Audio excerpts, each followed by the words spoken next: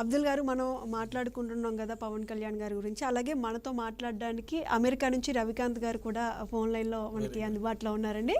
Hello అండి, నమస్తే Ravikanth garu. Hello, నమస్తే madam. How are you? Fine. How are you అండి? చెప్పండి రవికాంత్ గారు, చెప్పండి.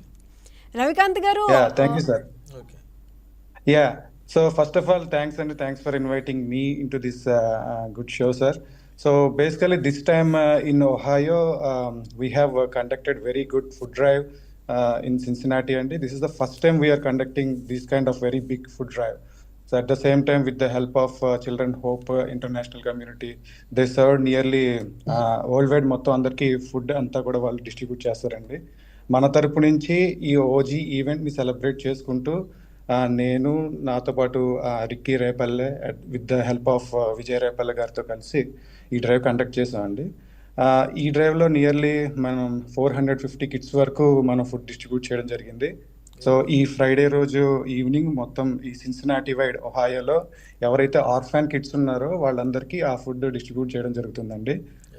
అట్ ద సేమ్ టైం మన యుఎస్ఏలో right now in Cincinnati, we are trying event very big and at the same time today థియేటర్లో కూడా మనం ఒకసారి ఒక ఈవెంట్ని సెలబ్రేట్ చేసుకుంటున్నాం.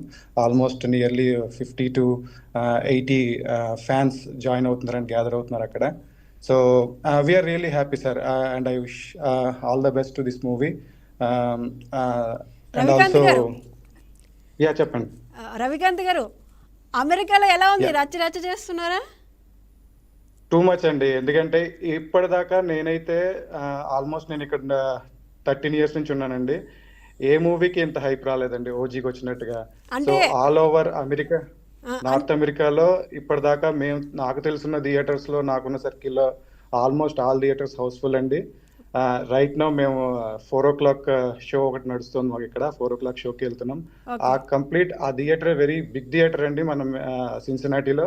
ఆ థియేటర్లో ఆల్మోస్ట్ టికెట్స్ అన్ని సోల్డ్ అవుట్ అండి.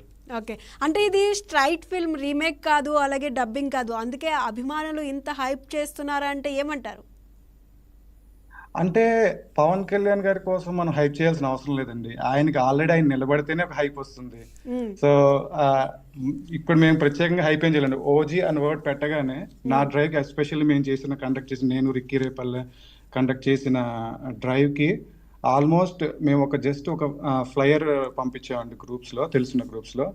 విత్ ఇన్ 1 week నియర్లీ మాకు ఒక 80 members దగ్గర నుంచి 400 kidsకి సరిపడ ఫుడ్ వచ్చింది అంటే ఆలోచించండి ఎంత హైప్ ఉంది ఓజీ మూవీకి. ఎస్పెషల్లీ డిప్యూటీ సీఎం మన పవన్ కళ్యాణ్ గారికి ఉన్న హైప్ నేను చెప్పక్కర్లేదు, ఆయనకి మనం ఇవ్వక్కర్లేదు. ఆటోమేటిక్గా ఆయన హైప్ ఆయనకే వస్తుంది.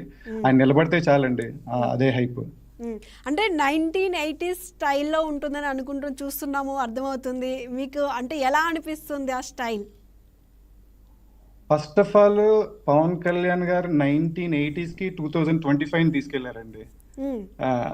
కళ్యాణ్ గారు 1980sకి 2025 తీసుకెళ్లారండి. సో ఆయన స్టైల్ ఎలా ఉంటది అంటే 1980s లో నిజంగా ఇలా ఉండుంటే బాగుండేది. ఇప్పుడు ఎలా అనిపిస్తుంది అంటే 2025లో 1980s లో ఉండేటట్టుగా ఉంటే బాగుండేది. ఆ స్టైల్ మనం మెయింటైన్ చేస్తే బాగుంటది అనే ఫీల్ తెచ్చారు.